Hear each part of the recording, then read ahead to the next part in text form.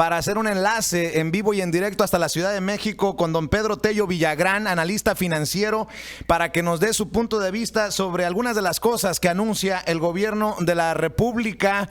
Don Pedro, ¿cómo está? Muy buenos días.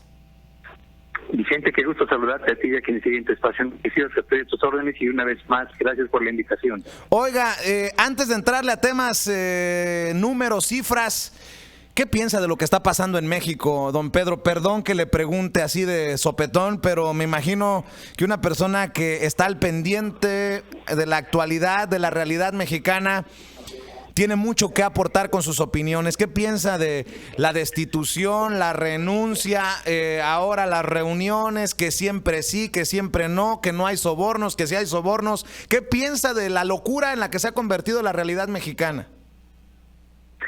Yo tengo la impresión de que la sociedad mexicana atraviesa en este momento por un túnel largo y difícil, donde la corrupción y la impunidad han dejado una huella muy profunda en el ánimo de la sociedad. Los acontecimientos que recientemente han marcado el desempeño del Poder Judicial y concretamente el seguimiento de uno de los casos más relevantes, el de la corrupción de Odebrecht, yo creo que han puesto en alerta a buena parte de la opinión pública y afortunadamente al Poder Legislativo de nuestro país, quien está por tomar una decisión muy relevante acerca de si se hizo correcta o incorrectamente la famosa destitución del responsable de la investigación de la que estamos ahora mismo hablando.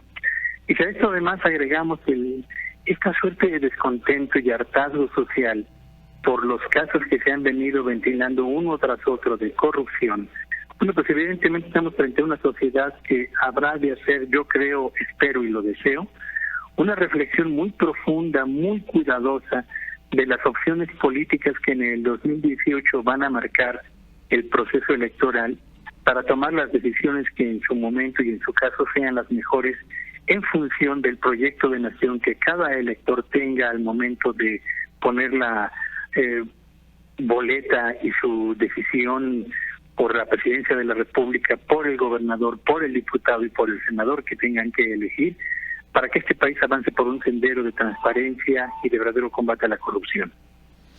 Le pregunto qué es su opinión porque la corrupción y la impunidad le está saliendo muy caro a México. Me imagino que no puede ser todo color de rosa como lo pinta Peña Nieto, que miles de millones de inversión, cientos de miles de millones de dólares en inversión a México. No creo que sea así, a menos que usted me lo diga, usted que sabe de estas cosas. La impunidad y la corrupción sí le sale muy caro a México, ¿no?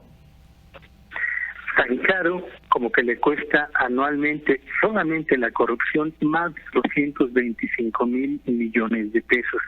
Esa cifra, si la ponemos en la perspectiva del monto anual de la inversión extranjera que llega a México, equivale al total de la inversión extranjera que durante un año arribó a México. De ese tamaño es la magnitud de la corrupción en nuestro país y de ese tamaño sería, yo diría, el impacto favorable que tendría sobre la generación de empleos, la creación de empresas, el desarrollo regional, la apertura de oportunidades para personas, para grupos sociales, etcétera, si en lugar de derivar esos recursos hacia actos de corrupción e impunidad, se invirtieran productivamente en la actividad económica nacional para mejorar no solo la capacidad de crecimiento de nuestra actividad económica, sino también y sobre todo la calidad de vida de la mayor parte de las familias mexicanas, particularmente de aquellas que viven en medio de un ambiente de pobreza y de pobreza extrema.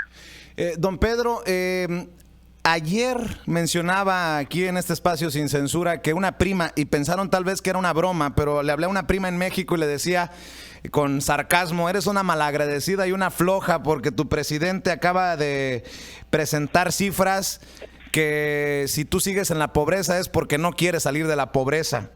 La presidencia de la República, la presidencia de Enrique Peña Nieto, habla de que 2.1 millones de mexicanos, más de 2 millones de mexicanos abandonaron la pobreza en lo que va de su gobierno y que se han creado más de 3 millones de empleos formales, que de hecho el desempleo anda por el 3.3%, la tasa de desempleo más baja en los últimos 12 años. Una de dos, don Pedro, o somos unos ignorantes de estas cosas, o los mexicanos, insisto, somos flojos, malagradecidos, que no aprovechamos la bonanza que nos está dejando el gobierno de Peña Nieto, o nos están mintiendo. Ayúdeme a analizarle a la gente, por favor, porque si así están las cosas en México, si cada vez hay menos pobres, si cada vez hay más trabajos, pues le voy a decir a los migrantes acá en Estados Unidos que nos regresemos a nuestro país para no andar batallando con Donald Trump. Yo diría que ni flojos somos, ni ignorantes somos como sociedad, pero tampoco estamos en medio de una situación de auténtico desarrollo económico sin precedentes en nuestro país. Vamos a poner las cifras en su justa dimensión. Sí, este gobierno ha generado más de 3 millones de empleos en lo que va de la presente administración.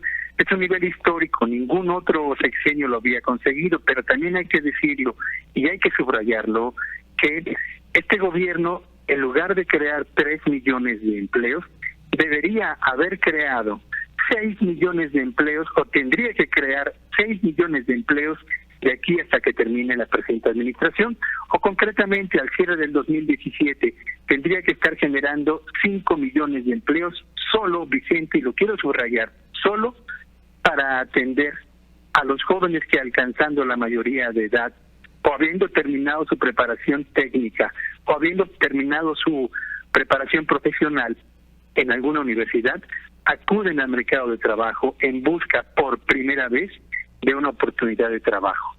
5 millones de empleos debimos haber creado. Estamos creando 3 millones, sí, está por arriba de todo lo que se ha generado previamente, correcto, pero está por abajo de lo que tendríamos que estar generando. Así que yo creo que la cifra de los 3 millones sirve a la mejor para vender en los medios de comunicación cierto posicionamiento gubernamental, pero escasamente útil es para esos 2 millones de mexicanos que, habiendo ingresado al mercado de trabajo del sector formal, hoy no han encontrado un empleo y se debaten entre la desocupación o la economía informal. Así que ni somos ignorantes, ni somos malagradecidos, ni estamos en una etapa de gran desarrollo. Las cifras hay que ubicarlas en la perspectiva real en la que merecen, y siempre teniendo presente qué es lo que necesitamos que se genere en materia de empleo, para comparar si los niveles históricos hasta ahora reportados corresponden realmente con las necesidades de un país como México, que tiene una gran fuerza de trabajo juvenil que está a la espera de oportunidades para poder desarrollarse y generar niveles de ingreso y bienestar en los propios hogares. Para cerrar, don Pedro Tello Villagrán, sé que anda ocupado y le agradezco que nos haga un campito en su agenda. Bueno, ¿qué piensa de la propuesta de Carlos Slim, el ingeniero Carlos Slim, que dice que hay que dar salarios para amas de casa y no programas sociales? Y si México, desde su perspectiva, está preparado para elevar el salario mínimo, como lo propone, creo que fue la Coparmex, de 80 pesos diarios a 92 pesos diarios, que muchos dirán, pues, ¿y de qué me sirven 12 pesos más? Pero en este sentido, desde su perspectiva, ¿estamos preparados para eso y qué piensa de estas propuestas? Déjame decir 2 cosas. Primero, México es uno de los 18 países y de las 18 economías más grandes a escala mundial. Esto nos coloca como país en la cúspide de las economías con mayor capacidad de crecimiento y desarrollo. Sin embargo, México en América Latina tiene el segundo salario mínimo más bajo, solamente superado por Haití. No me parece que corresponda a una de las 18 economías más grandes del mundo el ofrecer uno de los salarios mínimos más bajos a escala regional. ¿Tenemos capacidad para ajustar el salario mínimo? Yo diría sí, por supuesto que sí. Y así como cada año se ajustan las multas y como cada año se incrementa el precio de la energía eléctrica y el precio de las gasolinas y el precio de los artículos que habitualmente consumimos los hogares mexicanos, la pregunta es ¿por qué no procedemos a un ajuste que lleve al salario mínimo al nivel que la propia Constitución de los Estados Unidos mexicanos establece? Es decir, un nivel de ingreso lo suficientemente robusto para atender todas las necesidades económicas, sociales de los integrantes del núcleo familiar. La propuesta de Coparmex de elevarlo en 15 pesos permitiría exclusivamente que el salario mínimo alcanzara diariamente el nivel de ingreso que se requiere por mes y por persona, subrayo, por mes y por persona, para comprar la canasta de bienes, de alimentos y de otros productos que son necesarios solo para una persona. Y yo no creo que el salario mínimo en la definición constitucional atienda solamente el interés de un solo individuo. Y por cuanto a la propuesta del señor Slim se refiere, yo diría que México tiene que hacer realmente un análisis serio, profundo y yo diría muy profesional de los más de 1,000 programas sociales que existen en todo el territorio nacional. Y lo quiero repetir, Vicente, hay en México más de 1,000 programas sociales, lo mismo del gobierno federal que de los gobiernos estatales y de los gobiernos municipales. No puede haber una política social que sea eficaz teniendo una atomización de los esfuerzos como la que ahora mismo he comentado. La propuesta del señor Slim tiene sentido. Yo creo que tendría sentido sí y solo sí garantizamos que ese salario se entregue realmente y en forma periódica a las familias de quienes más lo necesitan. Si vamos a desaparecer todos los programas sociales para darles un salario a las familias de menores ingresos y vamos a empezar a utilizarlo como bandera política para favorecer a cierto partido político o la administración de tal o cual gobernador o tal o cual presidente municipal, lo único que estaremos creando son condiciones para favorecer a unos a costa de la pobreza de la mayor parte de los mexicanos, y eso no me parecería correcto. Siempre puntual, siempre sabroso escuchar sus opiniones, don Pedro Tello Villagrán. Le agradezco su tiempo y ojalá que lo hagamos más constante este diálogo sin censura. Un abrazo a la distancia, don Pedro Tello Villagrán.